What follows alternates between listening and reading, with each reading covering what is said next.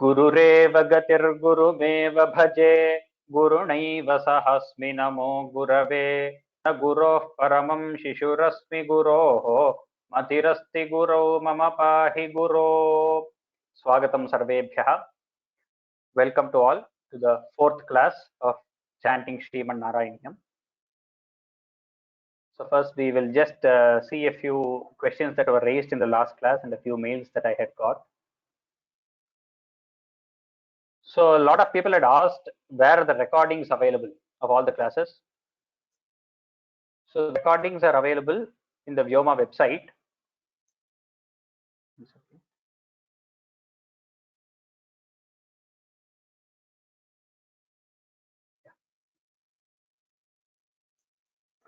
On the chanting page itself. So all the recordings, the audio recordings and the scripts and the video recording, the link to the YouTube recording are all available on the Vyoma website in the first page that you would have seen, the chanting, the course page basically. If you scroll down, they are all available. Many people had asked. So there are 3 different files there. One is the presentation that I use in class. The next will be only the audio file. And third would be the video file, that is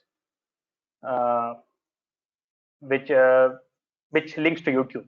So those are the 3 files.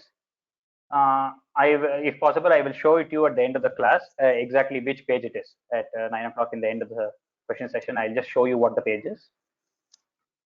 And many people had asked, what is the? This was one question. What is the technical term for you gave for the first shloka is for the raga or the tala? So these shlokas do not have raga or tala, so do not get confused with technical terms from music. They're very simple. What I said was yati. Yati is basically a kind of, I'm not going to go too much into it. It's a way you separate the meter. It is kind of the rhythm, which you could kind of compare it to tala, very similar to tala, but there is yati in music also if you go deeper. But the 7 plus 7 plus 7 combination was yati. So do not confuse with raga or tala. That is not what we are dealing with here. So someone had asked, can you repeat all the new shlokas? Yes, last week I did not repeat all the shlokas that were taught. That is, I did not recite all of them together. From this class, I will make it a point to do so that you can record it and then listen to only the shlokas instead of listening to the whole thing where everybody chants and all the other things are discussed. At the end of the class, I will repeat all the shlokas, all the new shlokas once, so that you can listen to only that part on the YouTube video.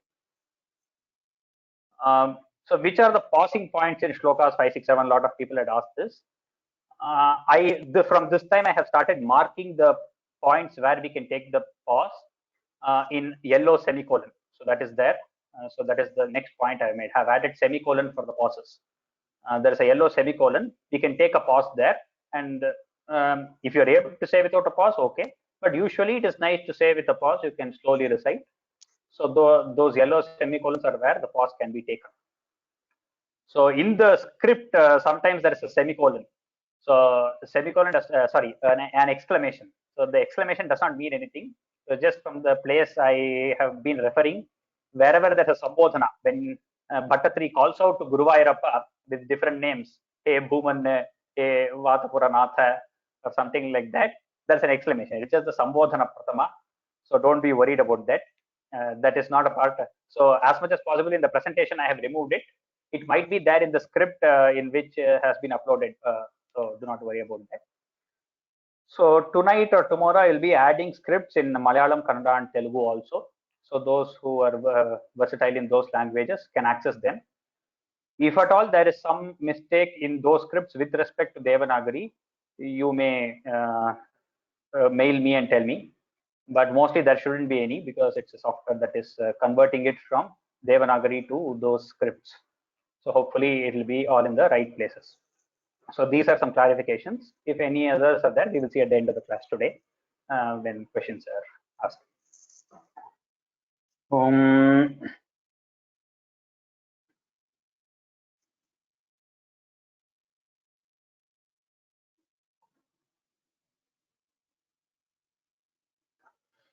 गुरुरेव गतिर्गुरुमेव भजे गुरुणैव सहस्मि नमो गुरवे न गुरोः परमं शिशुरस्मि गुरोः मतिरस्ति गुरौ मम पाहि गुरो।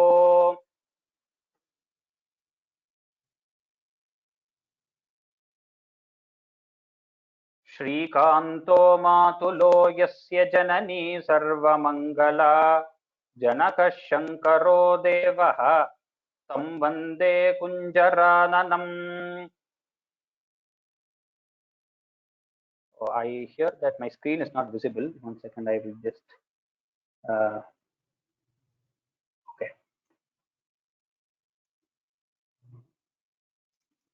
Oh, sorry, I forgot to share the screen. Yeah, I hope all of you can see the screen now.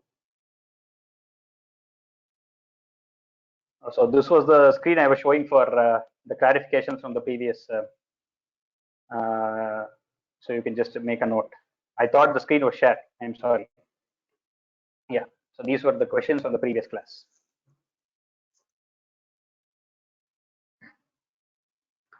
So we'll start off with the Dhyana Shloka.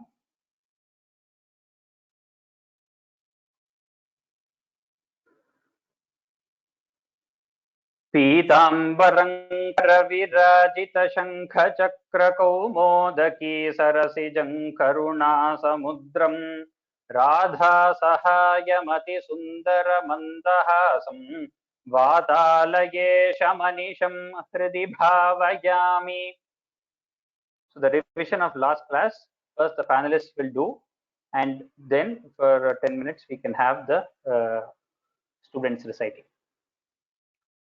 So Raghu and Shubha, you can please start off from the first to fourth shloka. You both can recite.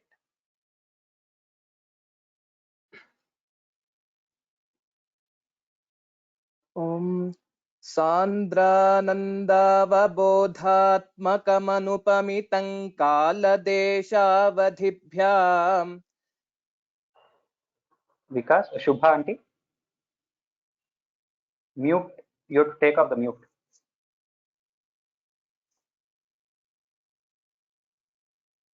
You have self-muted.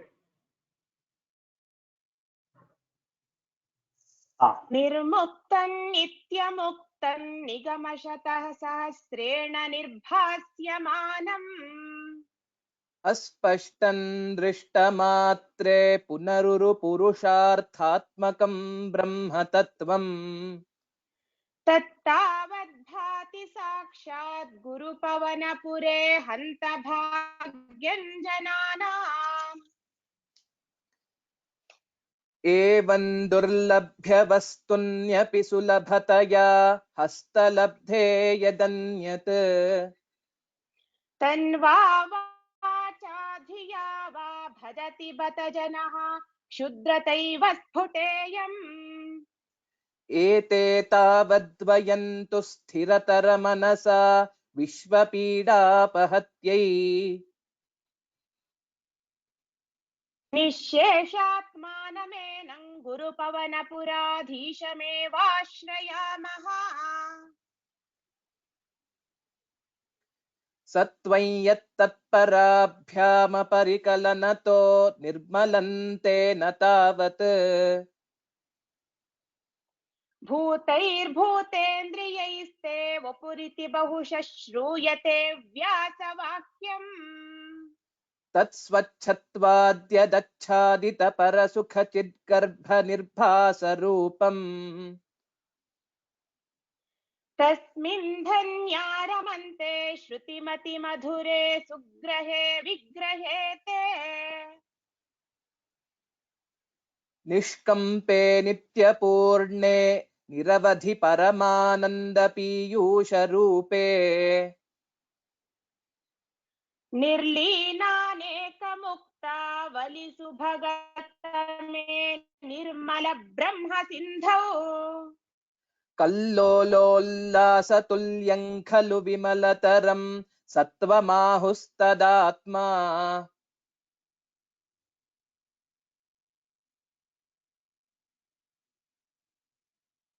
कस्मान्नो निष्कलस्त्वं सकल इति वचस्त्वत्कलास्वेव भूमन्.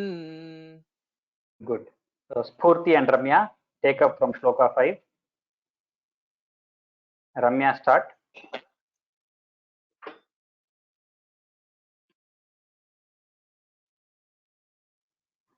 Ramya, self-muted. Ramya, you're self-muted. We can't hear you.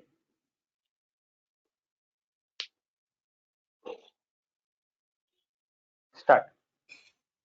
निर्व्यापारोऽपि निष्कारणमभजसे यत्क्रियामीक्षणाख्याम् तेनैवोदेति लीना प्रकृतिरसति कल्पापि कल्पादिकाले तस्याः संशुद्धमंशं कमपि तमतिरोधायकं सत्त्वरूपम् सत्त्वं धृत्वा दधासि स्वमहिम विभवा कुण्ठवैकुण्ठरूपम् Repeat the lines, Purti. सत्त्वं धृत्वा दधासि स्वमहिम विभवा कुण्ठवैकुण्ठरूपम्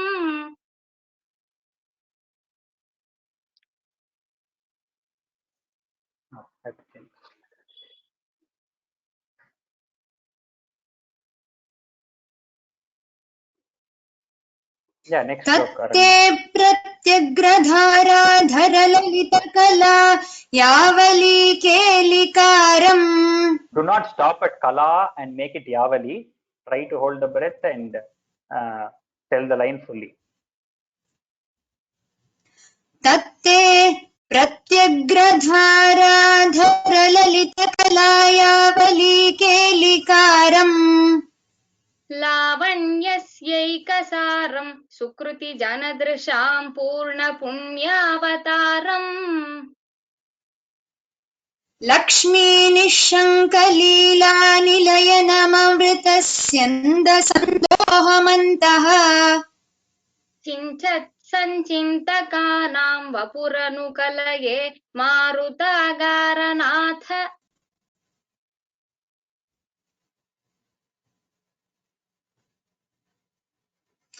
कष्टाते सृष्टिचेष्टा बहुतर भवखेदावह जीवभाजाम्. इत्येवं पूर्वमालोचितमजितमया नैव मद्याभिजाने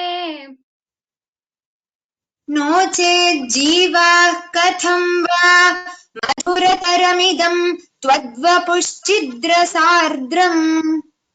नेत्रैः श्रोत्रैश्च पीत्वा परमरससुधां होधिपूरे रमेरन् Good. So now we will, you can raise your hand if you want to tell a couple of shlokas. We will have 4 or 5 people reciting now, and then the rest we will have after in the end. So if you want to recite, please raise your hand.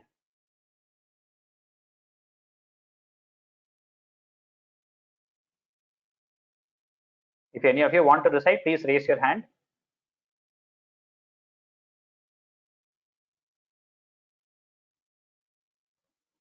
We do not see any raised hands here.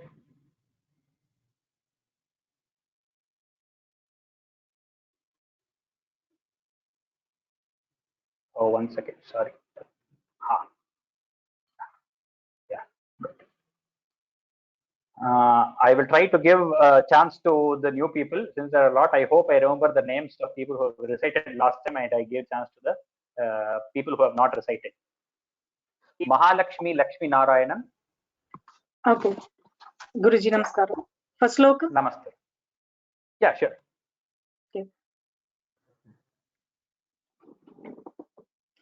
सान्द्रानन्दावबोधात्मकमनुपमितं कालदेशावधिभ्यां निर्मुक्तं नित्यमुक्तं निगमशतसहस्रेण निर्भास्यमानम् अस्पष्टं दृष्टमात्रे पुनरुरुपुरुषार्थात्मकं ब्रह्मतत्त्वं तत्तावद्भाति साक्षात् गुरुभवनपुरे हन्तभाग्यं जनानाम्. Good. The Purusharthatmakam, that tha Mahaprana, and you just recognize. And in Brahma Tattvam, Let the hakara be heard very well. Okay. Brahma tattvam. After the makara, the hakara. Brahma tattvam. That. Good. Sunita Ramanathan. Yeah, this is Aditya Atreya. Can I tell first sloka? Yeah, please. Yes. Sure. Okay. Can you change the screen? It is. सान्द्रानन्दावबोधात्मकमनुपमितं कालदेशावधिभ्यां निर्मुक्तं नित्यमुक्तं निगमशतसहस्रेण निर्भास्यमानम् अस्पष्टं दृष्टमात्रे पुनरुरुपुरुषार्थात्मकं ब्रह्म तत्त्वं तत्तावद्भाति साक्षात् गुरुपवनपुरे हन्तभाग्यञ्जनानाम्. Very good. Well recited, Aditi. You want to tell one more shloka? Yeah. Second one? Yes. एवं दुर्लभ्य वस्तुन्यपि सुलभतया हस्तलब्धे यदन्यत् तन्वा वाचा धिया वा भजति बत जनः क्षुद्रतैव स्फुटेयम् एते तावद्वयन्तु स्थिरतरमनसा विश्वपीडापहत्यै निःशेषात्मानमेनं गुरुपवनपुराधीशमेवाश्रयामः. Very good. Well recited. Everything was good. Good job, Aditi. Like this, you can memorize it also. Good. Thank you. Next, Aparna Sai. Is that right? Third shloka, can you recite?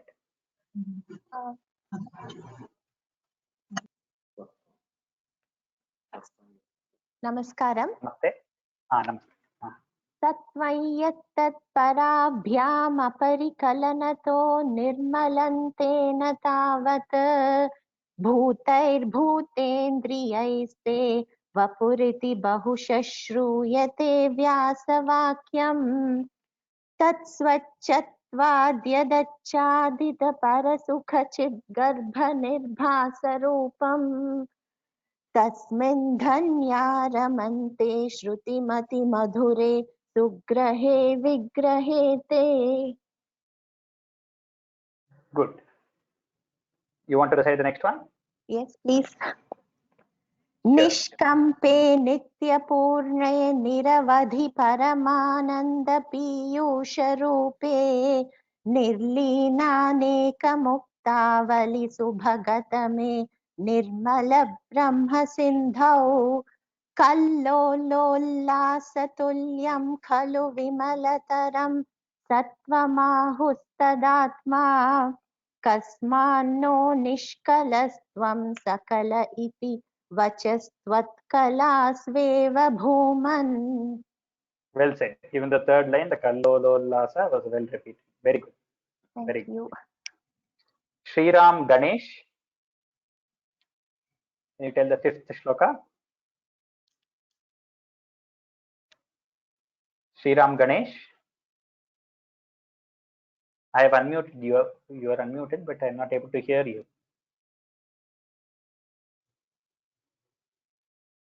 Check your audio, please.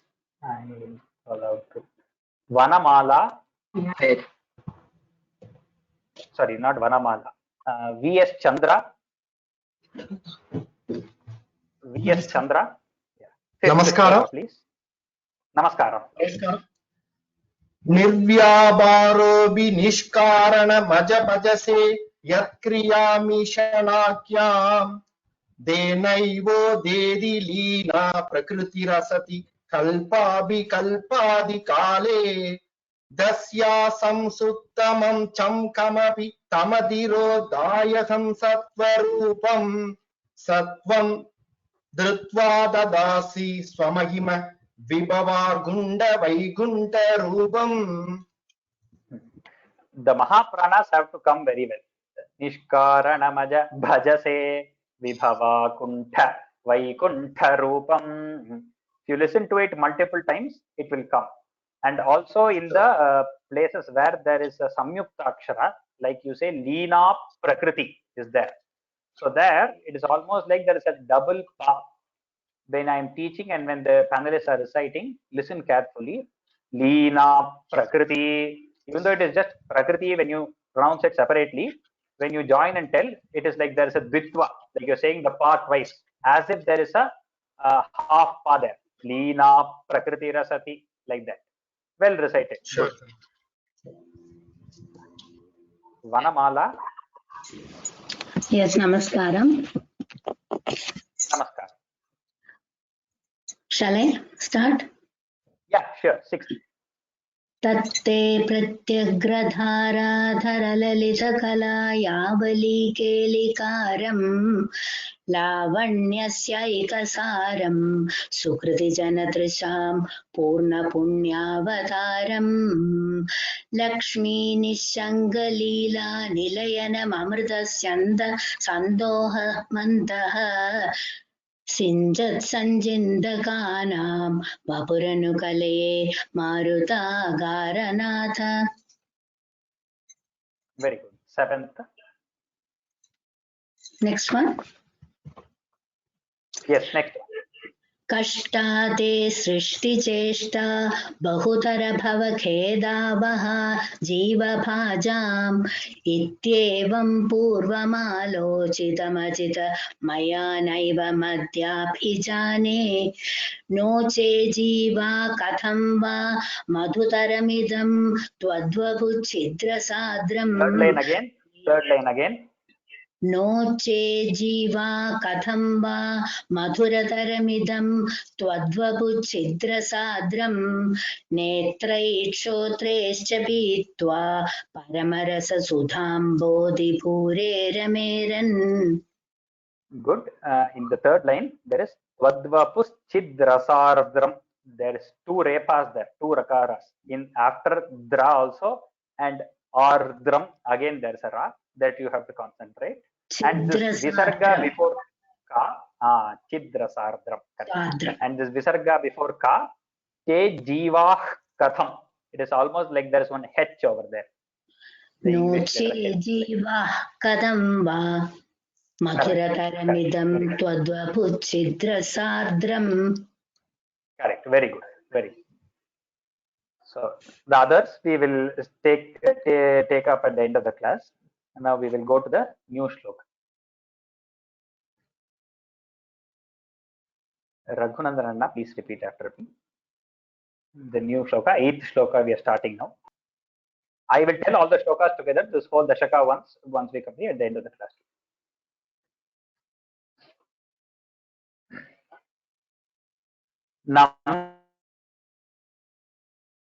Namranam sannidhatte. नम्राणां सन्निधत्ते नम्राणां सन्निधत्ते सततमपि पुरः सततमपि पुरः सततमपि पुरः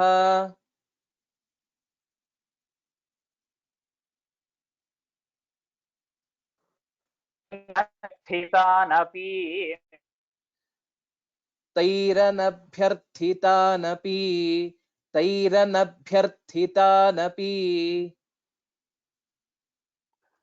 नम्राणां सन्निधत्ते नम्राणां सन्निधत्ते नम्राणां सन्निधत्ते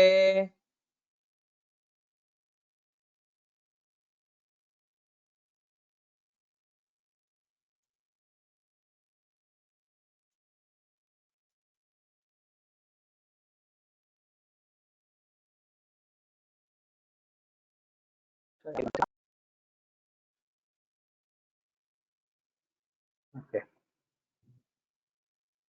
Maybe the other panelists can turn off their videos. Only the panelist who's repeating, please have your video on. Satatamapi purastairanabhyarthitanapi.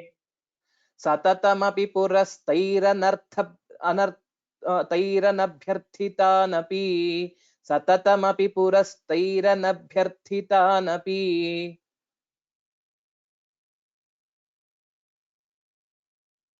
अर्थान् कामान् अर्थान् कामान् अर्थान् कामान् अजस्रं वितरति अजस्रं वितरति अजस्रं वितरति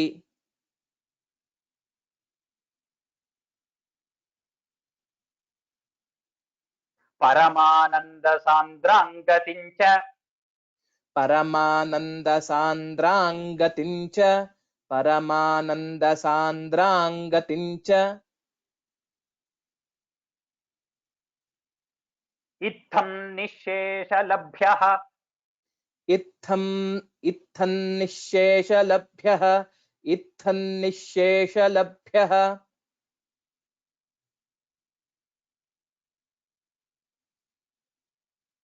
निरवधिकफलः निरवधिकफलः निरवधिकफलः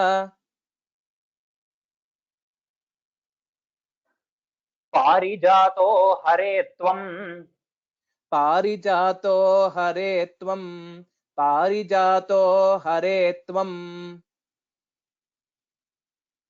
क्षुद्रं क्षुद्रन्तं शक्रवाटीद्रुमम् शक्रवाटीद्रुमम् अभिलषति अभिलषति व्यर्थमर्थिव्रजोऽयम् व्यर्थमर्थिव्रजोऽयम्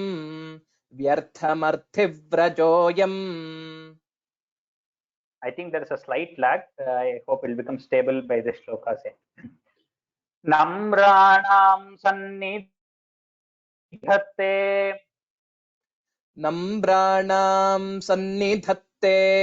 नम्राणां सन्निधत्ते satatamopi purah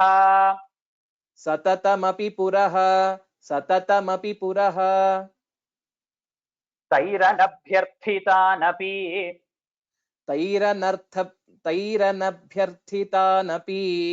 तैरनभ्यर्थितानपि अर्थान् कामानजस्रम्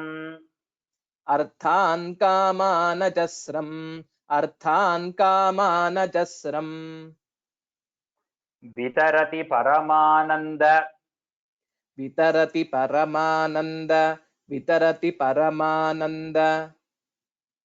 सान्द्राङ्गतिं च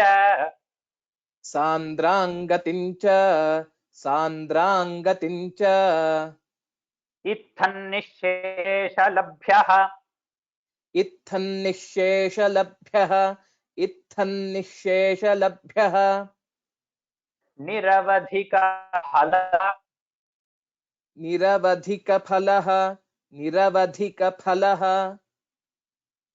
पारिजातो हरे त्वं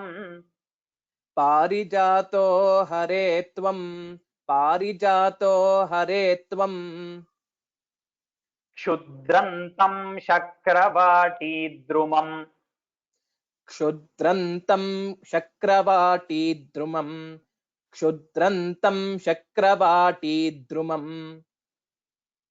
अभिलषति व्यर्थम्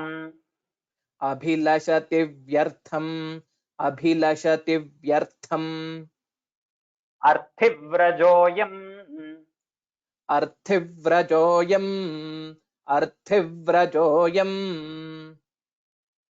नम्राणां सन्निधत्ते सततमपि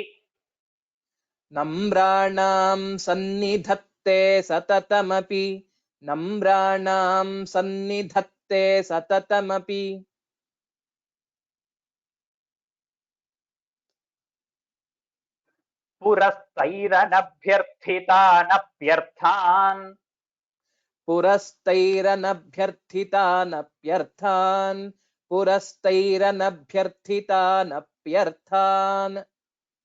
कामानजस्रं वितरति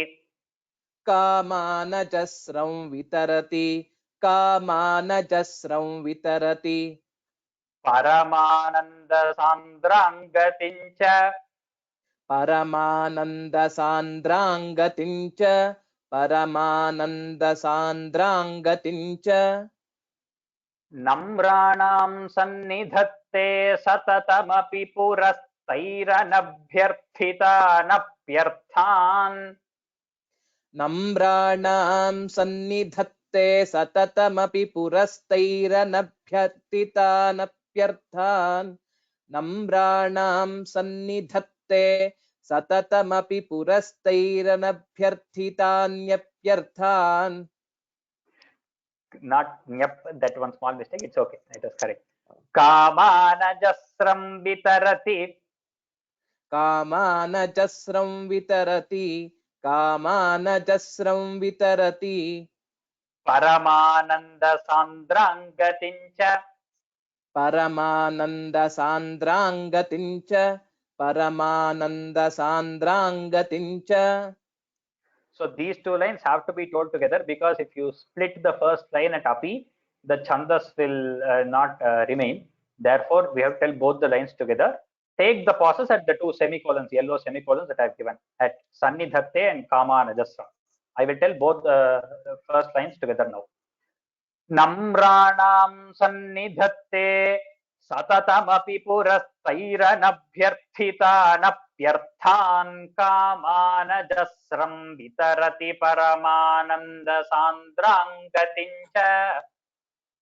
नम्राणां सन्निधत्ते सततमपि पुरस्तैरनभ्यर्थितानप्यर्थान् कामानजस्रं वितरति परमानन्दसान्द्राङ्गतिं च.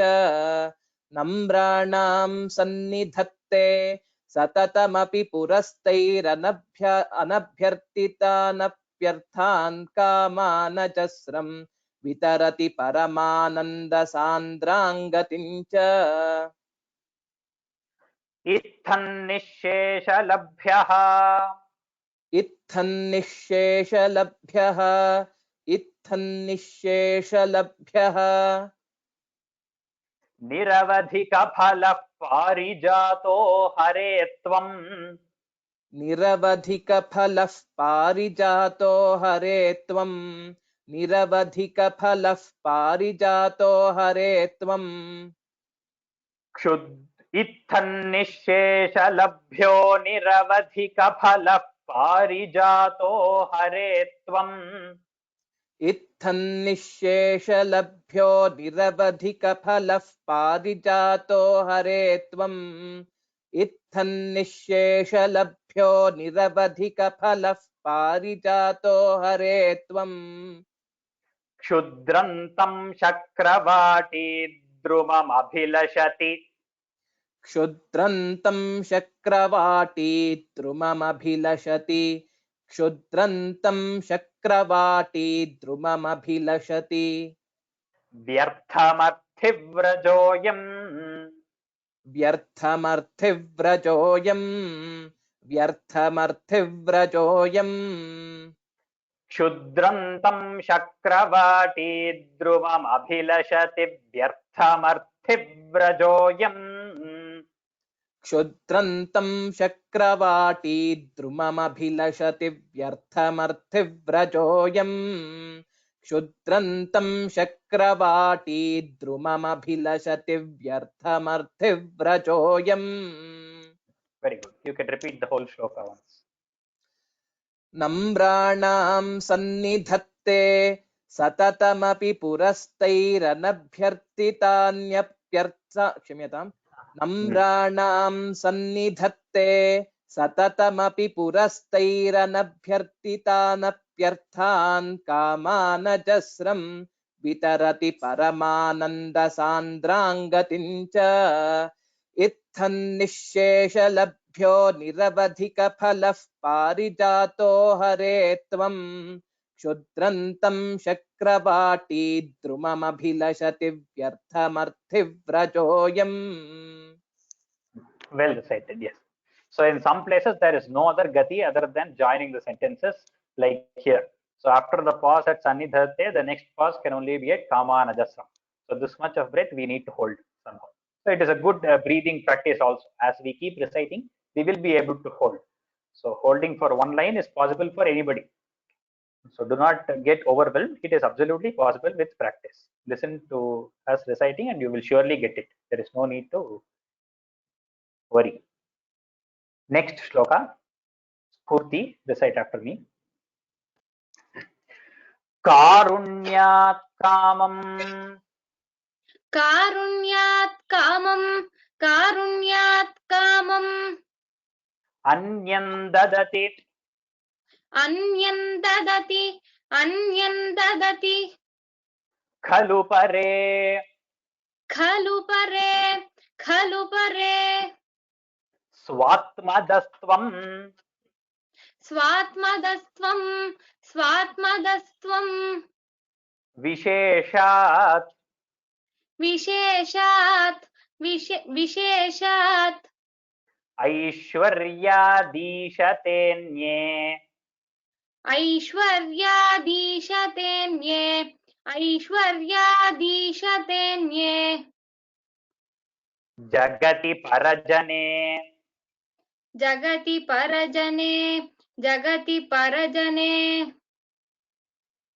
स्वात्मनोऽपि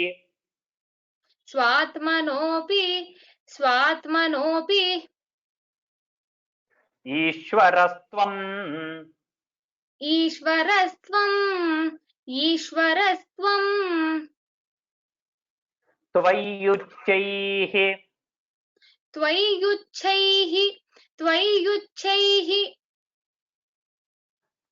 don't make it mahaprana there. It is double cha, both alpa prana. Tvayyuchaihi.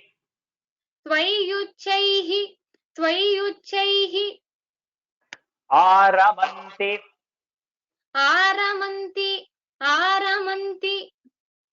Pratipada madhure.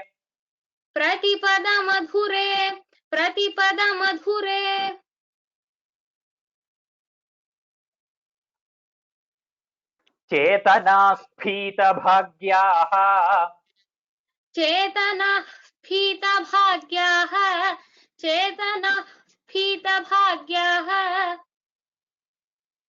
It is not it is sakara only, double sa. Chetana sphita bhagyaha.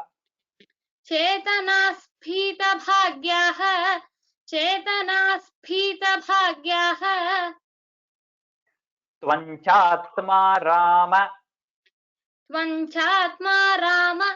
त्वञ्चात्मा Ram एवेत्यतुल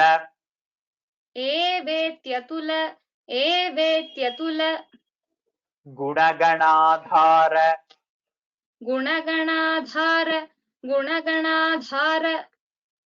शौरे नमस्ते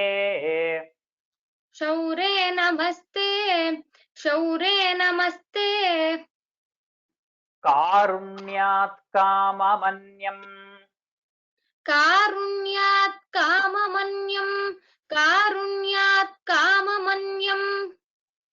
ददति खलु परे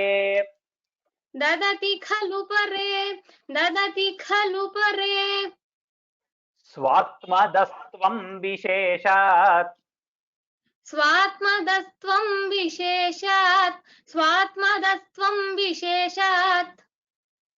ऐश्वर्यादीशतेऽन्ये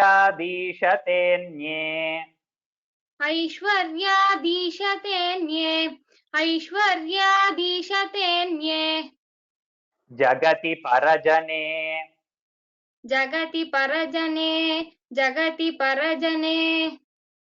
स्वात्मनोऽपीश्वरस्त्वं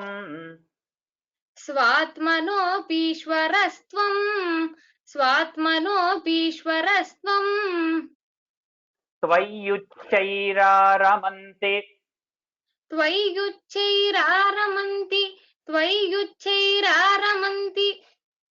प्रतिपद मधुरे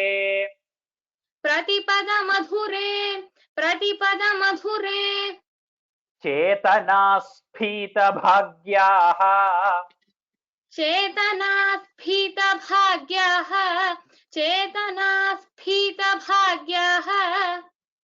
त्वञ्चात्मा Ram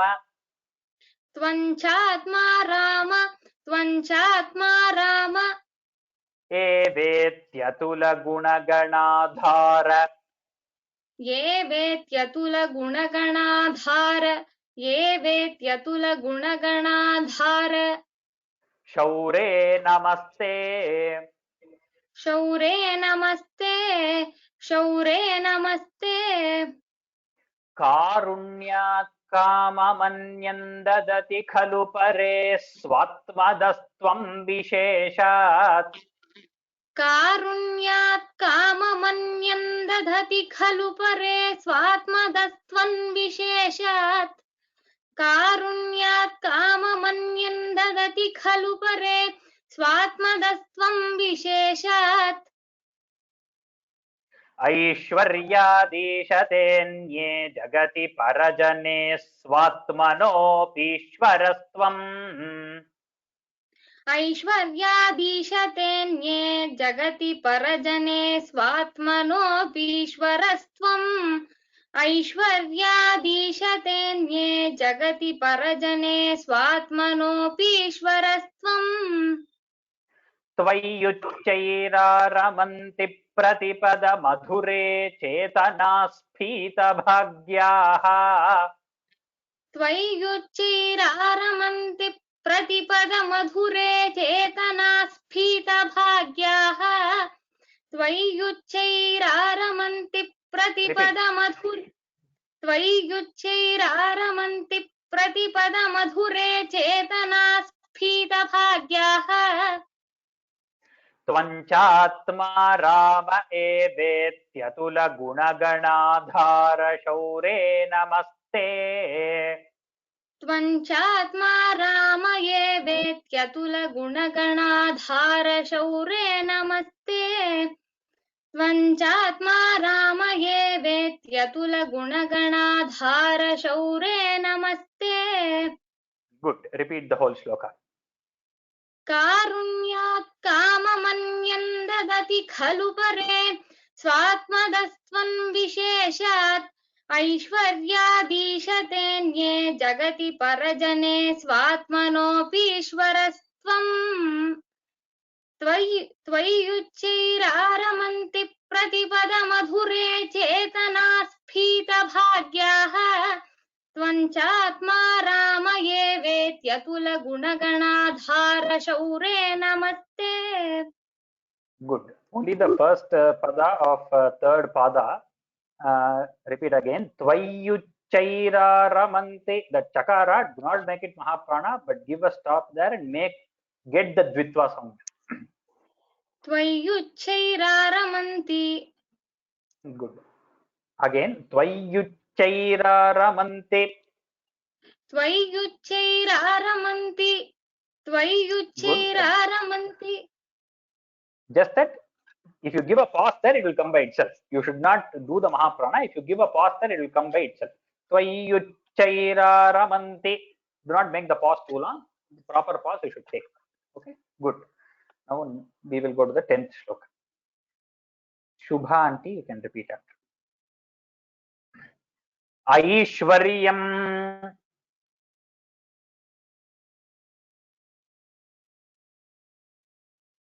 We are not able to hear you. You are self-muted.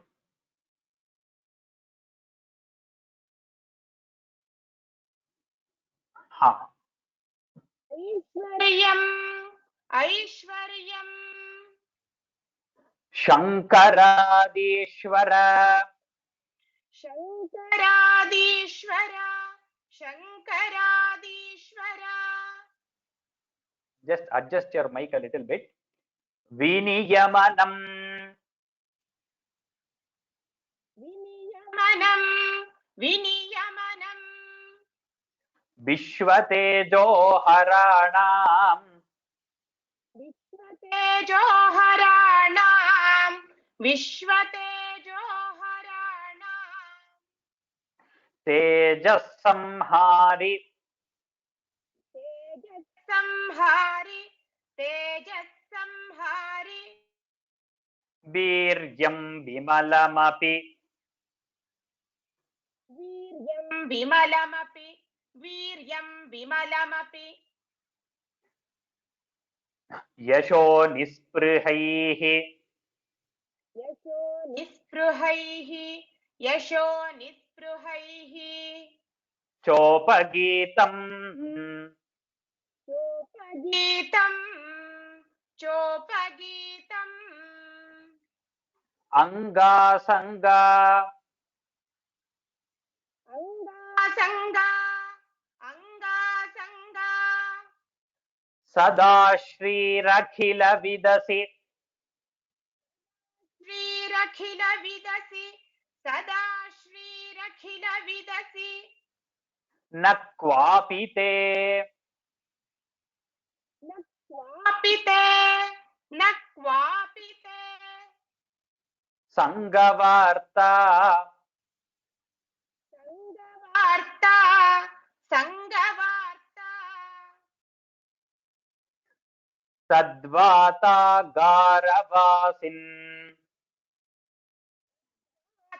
तागारवासिन् तद्वातागारवासिन्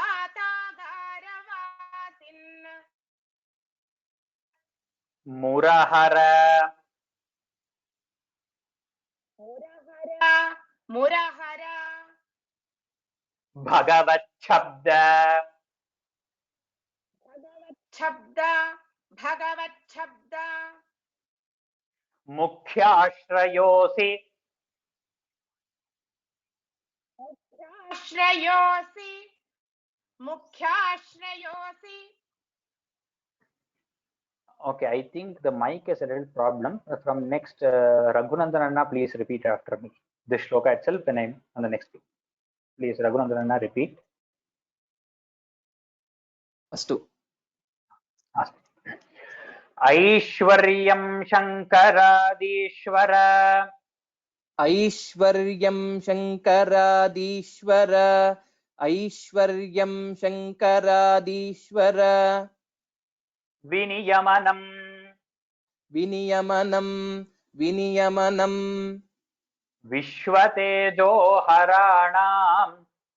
विश्वतेजोहराणां विश्वतेजोहराणां तेजःसंहारि वीर्यम् तेजस्संहारि वीर्यं तेजस्संहारि वीर्यं विमलमपि यशः विमलमपि यशः विमलमपि यशः निःस्पृहैश्चोपगीतम् निःस्पृहैश्चोपगीतं निःस्पृहैश्चोपगीतम् अंगासंगा सदा अङ्गासङ्गा सदा अङ्गासङ्गा सदा श्रीरखिल विदसि श्रीरखिलविदसि श्रीरखिलविदसि न क्वापि ते संगवार्ता न क्वापि ते संगवार्ता न क्वापि ते संगवार्ता तद्वातागारवासिन् तद्वातागारवासिन् तद्वातागारवासिन्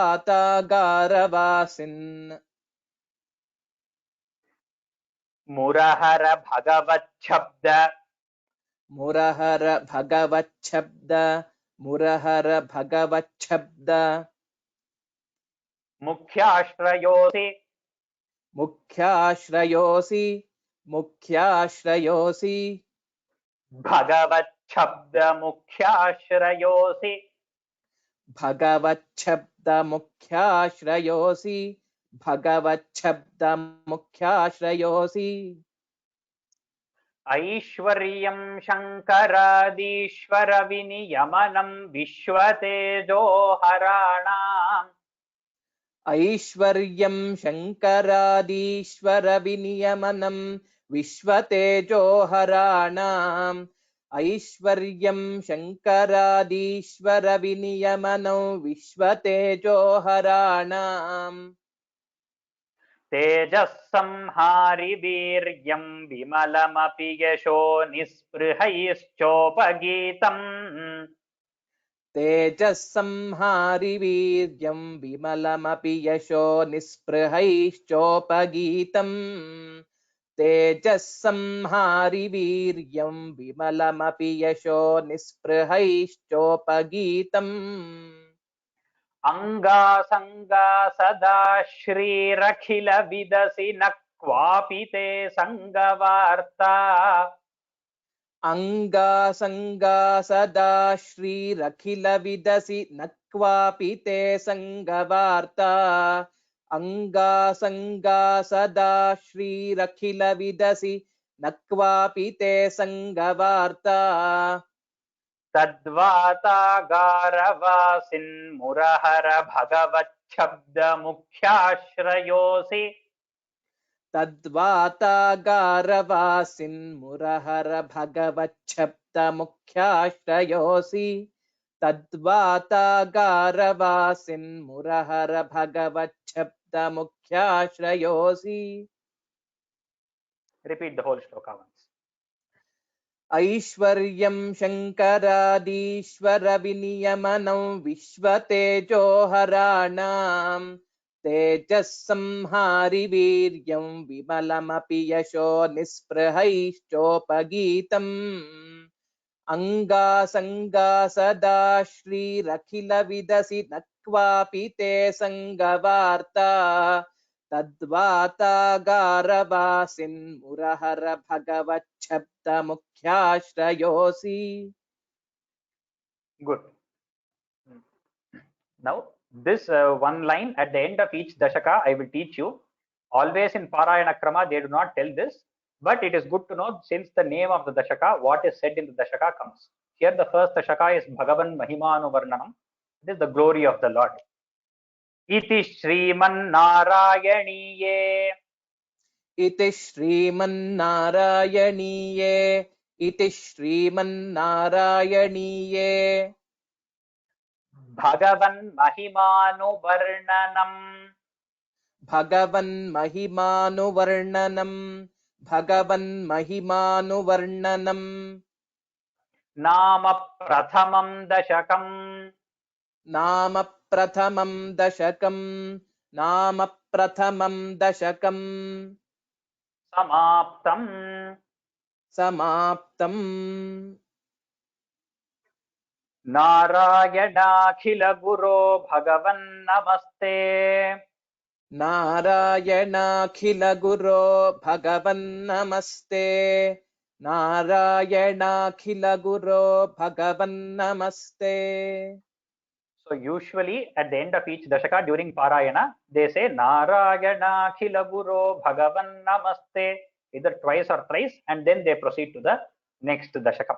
That is how the usual sampradaya is. We shall see one more shloka today. So the second dashaka is in Chandas of Shardula Vikriditam, which has 19 letters per quarter. So the first dashaka, the name was Ragdhara, which had 21 letters for each quarter. This has 19 letters for each quarter. So, Ramya, if you can repeat after me, the second dashaka, first shloka. Suryaspardhi. सूर्यस्पर्धी सूर्यस्पर्धी Kiritam.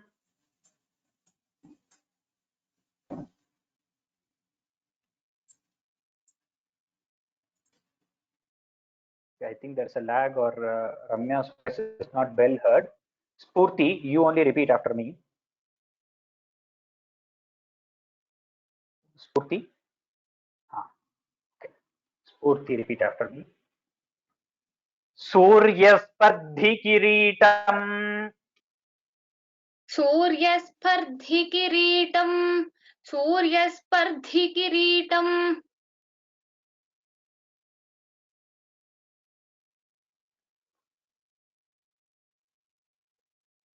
Urdhvatilaka Prodbhasi.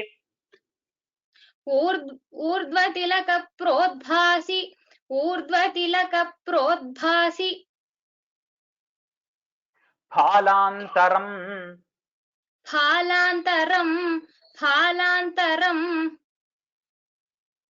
कारुण्याकुल कारुण्याकुल कारुण्याकुल नेत्रमार्द्रहसितोल्लासम् नेत्रमार्द्रहसितोल्लासम् नेत्रमार्द्रहसितोल्लासम् सुनासापुटम् सुनासापुटम् सुनासापुटम् गण्डोद्यन्म गण्डोद्यन्म गण्डोद्यन्म कराभकुण्डलयुगम् कराभकुण्डलयुगम् कराभकुण्डलयुगम् कण्ठोज्ज्वलत् कण्ठोज्ज्वलत् कण्ठोज्ज्वलत् कौस्तुभम् कौस्तुभम् कौस्तुभम् त्वद्रूपम् त्वद्रूपम् त्वद्रूपम् वनमाल्यहारपटल वनमाल्यहारपटल वनमाल्यहारपटल श्रीवत्सदीप्रं भजे श्रीवत्सदीप्रं भजे श्रीवत्सदीप्रं भजे सूर्यस्पर्धिकिरीटमूर्ध्वतिलक सूर्यस्पर्धिकिरीटमूर्ध्वतिलक सूर्यस्पर्धिकिरीटमूर्ध्वतिलक ऊर्ध्व also mahaprana. There are two mahapranas. Repeat again. सूर्यस्पर्धिकिरीटमूर्ध्वतिलक सूर्यस्पर्धिकिरीटमूर्ध्वतिलक प्रोद्भासि फालान्तरम् प्रोद्भासि फालान्तरम् प्रोद्भासि फालान्तरम् कारुण्याकुलनेत्रम् कारुण्याकुलनेत्रम् कारुण्याकुलनेत्रम् आर्द्रहसितोल्लासम् आर्द्रहसितोल्लासम् आर्द्रहसितोल्लासम् सुनासापुटम् सुनासापुटम् सुनासापुटम् गण्डोद्यन्मकराभकुण्डलयुगम् गण्डोद्यन्मकराभकुण्डलयुगम् गण्डोद्यन्मकराभकुण्डलयुगम् कण्ठोज्ज्वलत्कौस्तुभम्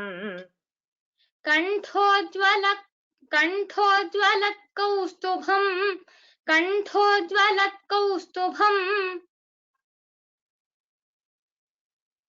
त्वद्रूपं वनमाल्यहार त्वद्रूपं वनमाल्यहार त्वद्रूपं वनमाल्यहार पटलश्रीवत्सदीप्रं भजे पटलश्रीवत्सदीप्रं भजे पटलश्रीवत्सदीप्रं भजे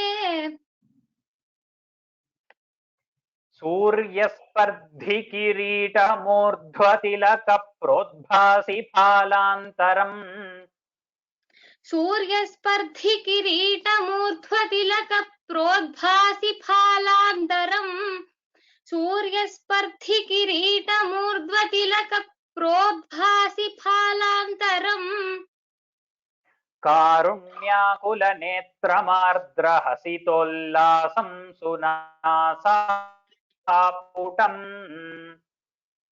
कारुण्याकुलनेत्रमार्द्रहसितोल्लासं सुनासापुटम् कारुण्याकुलनेत्रमार्द्रहसितोल्लासं सुनासापुटम् गण्डोद्यन्मकराभकुण्डलयुगम् कण्ठोज्ज्वलत्कौस्तुभम् गण्डोद्यन्मकराभकुण्डलयुगम् कण्ठोज्ज्वलत्कौस्तुभम् गण्डोद्यन्मकराभकुण्डलयुगं कण्ठोज्ज्वलत्कौस्तुभम् त्वद्रूपं वनमाल्यहारपटलश्रीवत्सदीप्रं भजे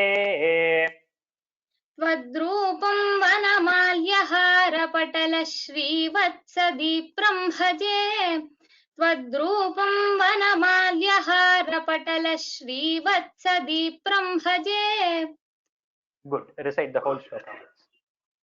सूर्यस्पर्धिकिरीटमूर्ध्वतिलकप्रोद्भासि फालान्तरम् कारुण्याकुलनेत्रमार्द्रहसितोल्लासं सुनासापुटम् गण्डोद्यन्मकराभकुण्डलयुगं कण्ठोज्ज्वलत्कौस्तुभम् त्वद्रूपं वनमाल्यहारपटलश्रीवत्सदीप्रं भजे. Very good. Now I will recite the whole of the first dashaka once, so that the whole from the first shloka to the 10th shloka, I will be reciting the first dashaka once now. In the 8th shloka, there is one small typo. Abhyarthita. It is Abhyarthitan. It has become, there is a Dirgha A over here. I will correct it and then post the slide and the script. I will correct it and post. It should be a Hraswa Abhyarthitan. It is Abhyarthitan. It has become. Sorry for the mistake.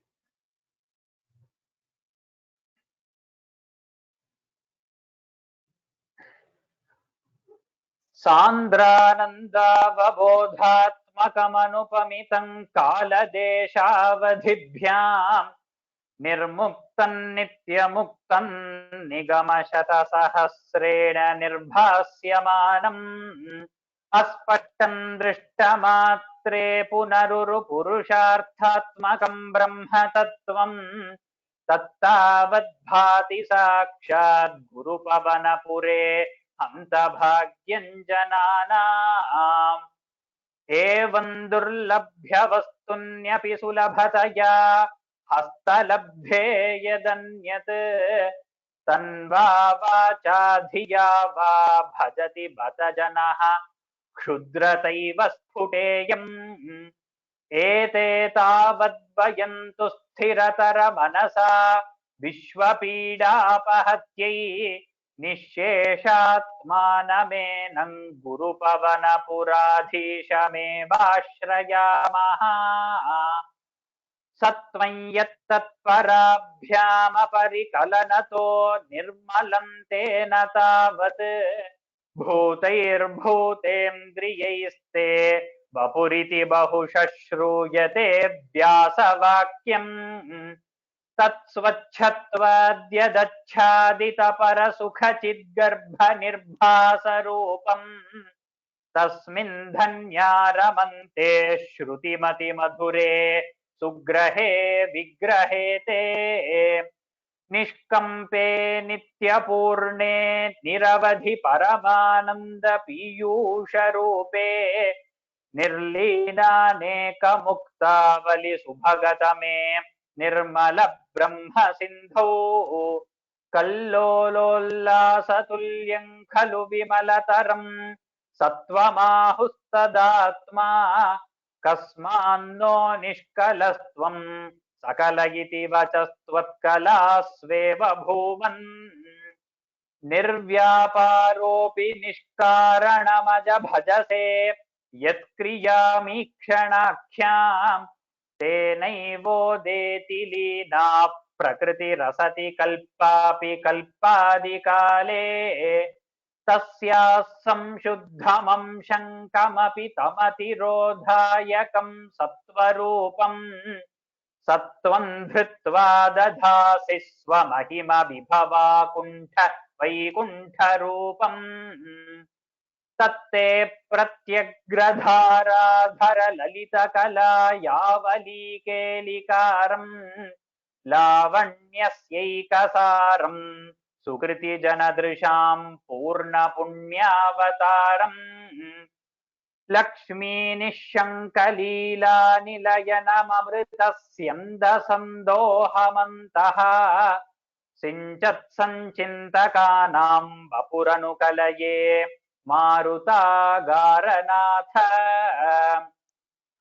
कष्टाते सृष्टिचेष्टा बहुतर भवखेदावहा जीवभाजाम् इत्येवं पूर्वमालोचितमजितमया नैव मद्याभिजाने नो चेज्जीवाः कथं वा मधुरतरमिदं त्वद्वपुश्चिद्रसार्द्रम् नेत्रैः श्रोत्रैश्च पीत्वा परमरससुधाम्भोधिपूरे रमेरन् नम्राणां सन्निधत्ते सततमपि पुरस्तैरनभ्यर्थितानप्यर्थान् कामानजस्रं वितरति परमानन्दसान्द्राङ्गतिं च इत्थन्निःशेषलभ्यो निरवधिकफलः पारिजातो हरे त्वं क्षुद्रन्तं शक्रवाटीद्रुममभिलषति व्यर्थमर्थिव्रजोऽयम् कारुण्यात् काममन्यं ददति खलु परे स्वात्मदस्त्वं विशेषात् ऐश्वर्यादीशतेऽन्ये जगति परजने स्वात्मनोऽपीश्वरस्त्वं त्वय्युच्चैरारमन्ति प्रतिपदमधुरे चेतनास्फीतभाग्याः त्वञ्चात्मा राम एवेत्यतुलगुणगणाधारशौरे नमस्ते ऐश्वर्यं शङ्करादीश्वरविनियमनं विश्वतेजो हराणां तेजःसंहारिवीर्यं विमलमपि यशो निःस्पृहैश्चोपगीतम् अंगासंगा सदा श्रीरखिलविदसि न क्वापि ते संगवार्ता तद्वातागारवासिन् मुरहर भगवच्छब्दमुख्याश्रयोऽसि इति श्रीमन्नारायणीये भगवन्महिमानुवर्णनं नाम प्रथमं दशकं समाप्तम्. I will add the word samaptam also. नारायणाखिल गुरो भगवन् नमस्ते. The Narayaniye, there is a mistake in the nakara here. It should have been the tata dadhana. I will change that. In the script it is right. In my presentation it is there is a mistake. The next Dvitiya Dashakam first shloka, in the next class I will chant it. Now if anybody wants to chant, they can raise their hand and chant. I will see if there are any important questions. Please raise your hands to chant. For that, I will see if there are any important questions to address, or else I will address.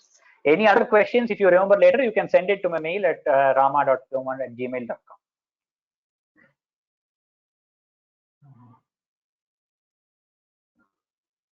So there is a question as to this, a very nice question. How do we differentiate between sattvam and sattvam, which is there in the in verse 5? There is sattvam in the third line, last pada, and sattvam dhritva dadhasi. So when you pronounce it, it is actually almost same, because that sattvam together it becomes sattvam. There is a takara, there is a dvitva in the takara on the fifth shloka. But in the last line, there is sa and tvam. Sa, tvam, dhritva. So when you recite that, again, because tva is a samyuktakshara, we again have a dvitva there, sattvam dhritva dadhasi. So in the pronunciation, you will not have a differentiation as such. If you do want to give it, you can say sattvam dhritva, but when you recite it together, that is not how it is recited. It is recited as sattvam dhritva.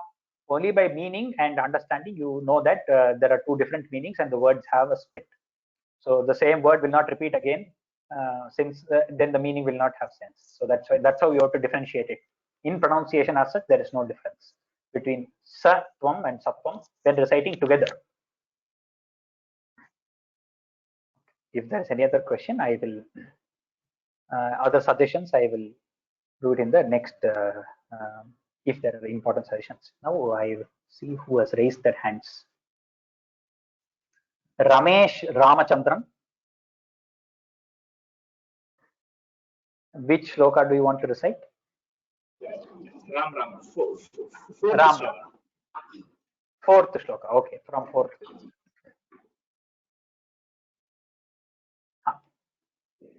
निष्कम्पे नित्यपूर्णे निरवधि परमानंद पीयूष रूपे निर्लीनानेक मुक्तावली सुभग कतमे निर्मल ब्रह्म सिंधो कल्लोलास तुल्यं खलु विमलतरं सत्वमाहुस्दत्नं कश्मानो निष्कलं. Repeat the third line for me again.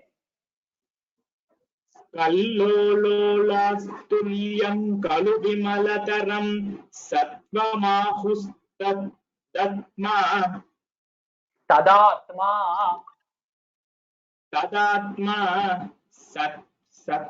सत्वमाहुस्तदात्मा कश्मानो निष्कलत्वं सकल इति Kasmano. Sakara is Saraswati sa, not Kashman. कस्मान्नो निष्कलत्वं सकल इति वशत्वत्कला शेव भूमन्. Your Sakara is changing to Shkara. Everywhere in the last line there are a lot of Sakaras. It should be told with the teeth. So the tongue should be touching the teeth while saying this Sakara. It should be as close to the teeth as possible. The Shakara will go either to the top of your mouth or a little more behind. So the Sakara, when you say Saraswati, the tongue will be touching the tip of your mouth. So tell me the last sentence again. कस्मान्नो निष्कलत्वं सकल इति निष्कलस्त्वं.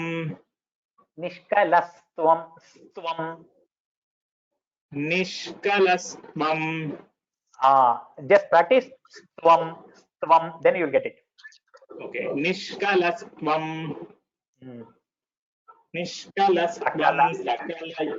सकल इति वशत्वत्कला शेव Vachastva. There also it is stva. सकल इति वशत्व कला सेव भूमन्. Listen to this recording, you will get it. Good. Ram. Dhanya. புக்ல பாருங்க, புக்ல எப்போ கையெழுத்து போட்டிருக்கான்னு பாருங்க. புக்ல Ram Dhanya. Is there? Are you at the attentive on the screen? இல்ல சார், ஒரே ஒரு நிமிஷம். நான் என்ன சொல்ல வரேன் நீங்க புரிஞ்சுக்கல. அவர்கிட்ட எனக்கு தெரிஞ்சு இந்த மேல்கார எப்ப காலி பண்ண சொல்லுங்க. I think that person was not attentive. They forgot that they raised their hand. Manya Umesh. Ram, sir. Ram. Will you tell me the fifth shloka? What is your name? Manya. Yeah, please tell me the fifth shloka. निर्व्यापारोऽपि निष्कारणं रणमज भजसे यत्क्रियामेक्षणाख्यां तेनैवोदेति लीना प्रकृतिरसति कल्पापि कल्पादिकाले तस्या संशुद्धमंशं कमपि तमतिरोधायकं सत्वरूपं सत्वं धत्वा दधासि स्वमहिमविभवा कुण्ठवैकुण्ठरूपम्. Well recited. Just the continuity should come, or else Mahaprana was all good. Leena, even when you split at Prakriti Leena, there is no Visarga there. Prakriti rasati Leena, there it is just Leena. The pada is Leena only. Do not put visarga here at Leena. Okay. Even when you split it. If you at all take a pause there, it's still Leena, not Leena. Okay. Next person.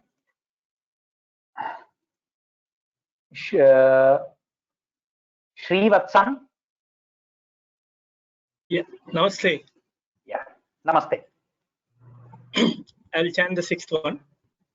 Yeah. Tatte pradhyagradhara dhara lalita kala yavali kelikaram lavanya saikasharam sukriti janadrisham purna punyavataram Lakshmi Nishangalila Nilayanam Amurdasanda Sandohamantaha Sinjas Sancindakanam Papuranukalaye Maruta Gharanata. Very good. Only this Lavanya Seika Saram, you said Sharam, the Shakara, Shankarasha instead of the Saraswati Sa. Correct that. Maruta Gharanatha Mahaprana. It is calling out to Guruvayurappa. Maruta Gharanatha Mahaprana. Well recited. Srilata Gubburu. Namaskaram. 7th shloka. Namaskaram. Yeah, 7th sloka just.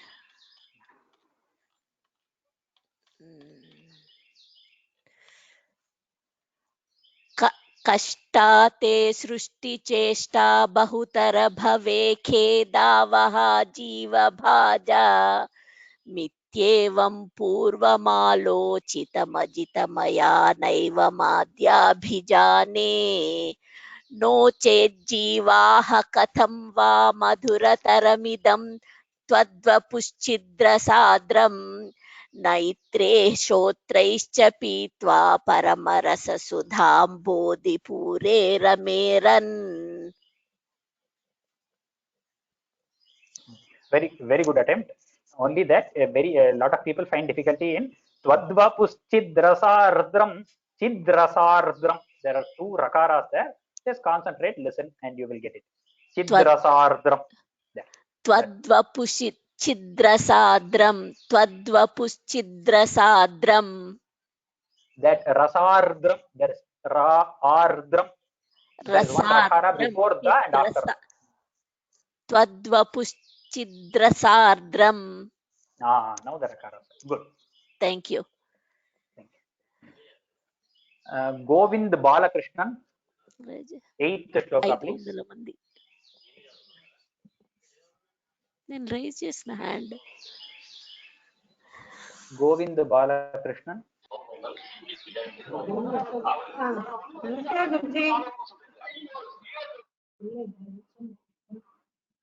Okay, I think they are not attentive either. Amrita, there are two Amritas. I'm sorry, this is Amrita Shadagopa. Okay, that person is not there. Amrita, just Amrita. Okay. Or Amrita Shadagopa. I'm confused. Either of you can hear? Ram Ram? Okay. Neither of them are.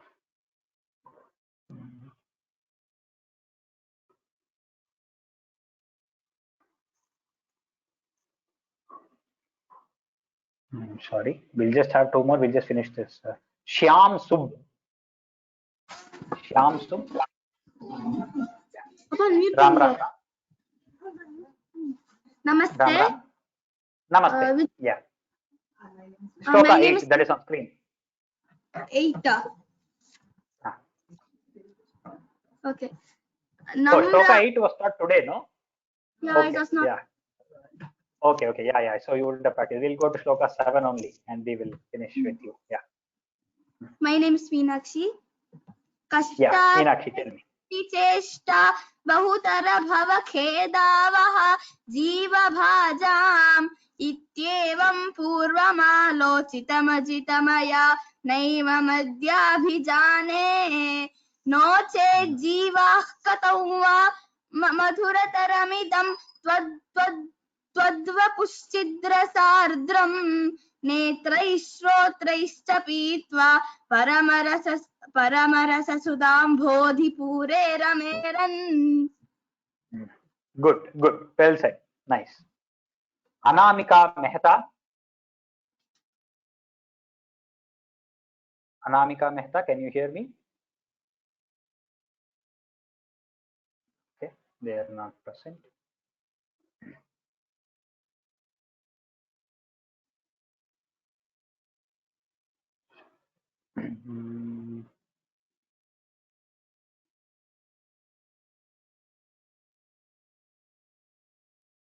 Gayatri Vishwanath.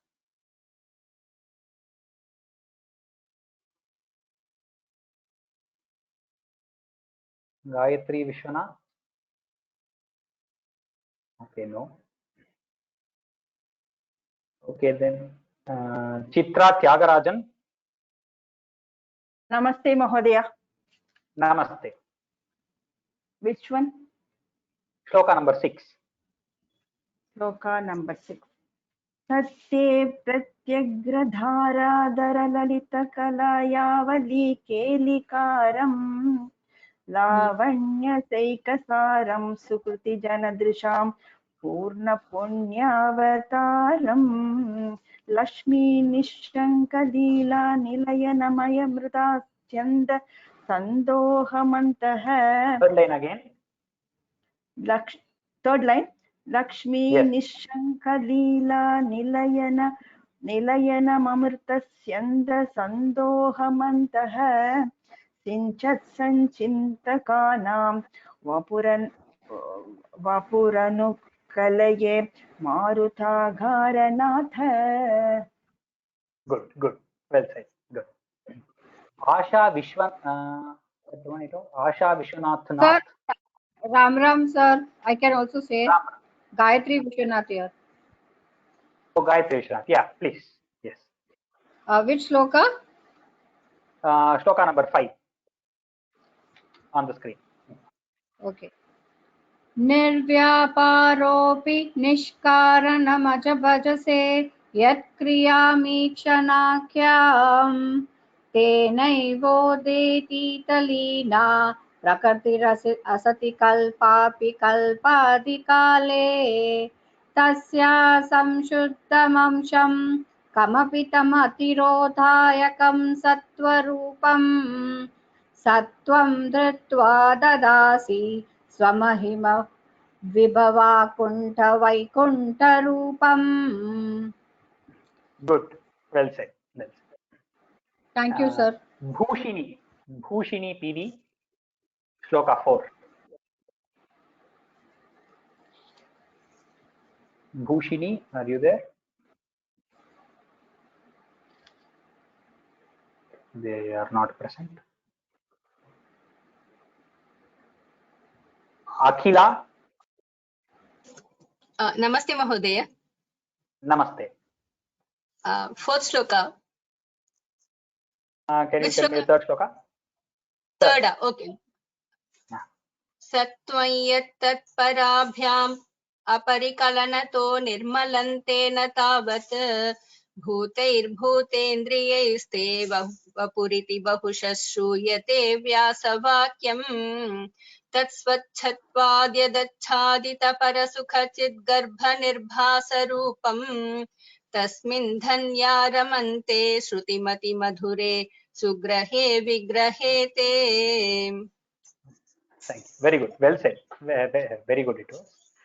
Dhanyavad. Okay, thank you. Like this, we will have 10 people about 10 people every class, so that in 2 months, whoever wants to decide, we will keep cycling. Hopefully, as much as possible, we can give chance. It is already 9:25. We are way past the time. Thank you for staying with me for so long and listening.